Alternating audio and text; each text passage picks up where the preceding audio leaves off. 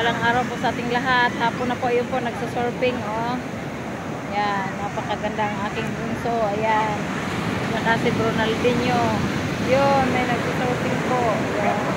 Ito po ay capital surfing ng North Luzon, La Union. Yan, nakita niyo po maraming tao. Ayan na ang sunset. Papakita na ang sunset. Maingay yung aso.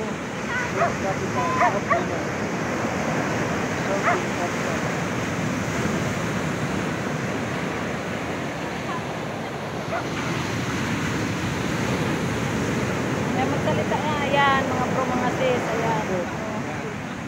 Mga alon sa pagsusurfing. Andoon yung nagsusurfing, oh.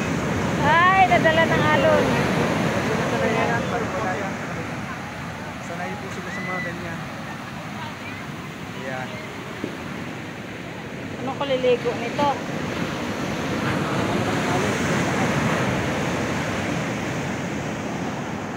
Pero kung parte ka dun banda, yun, madadala ka. Dito kasi kung pati sa tabi malakas ng araw, biglang babalik mo. Ano, parang umuusok ko sa lakas. Ano po, grabe. Tsaka walang mga bato. Hihira lang karoon ng bato dito.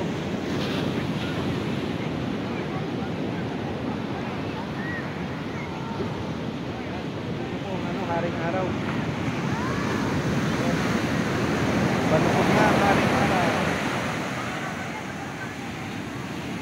Yan. Pero subukan po namin si Lisa bukas ng umaga. Gigising Dapat kami mga alas 5. alas 5 na tayo. gising na, babangon na kami para magpunta na po rito kasi baka alas 12 yata alis na tayo mag-out na tayo, check out ba o ano. Ewan ko. Depende po sa mga kasama namin kung anong oras kami mag-out dito.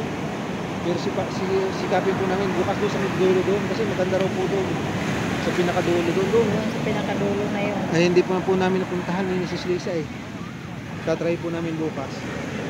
Pero masaya na rin po kami dahil kahit dito pa lang po may enjoy na kayo. Dito lang sa tapat na to.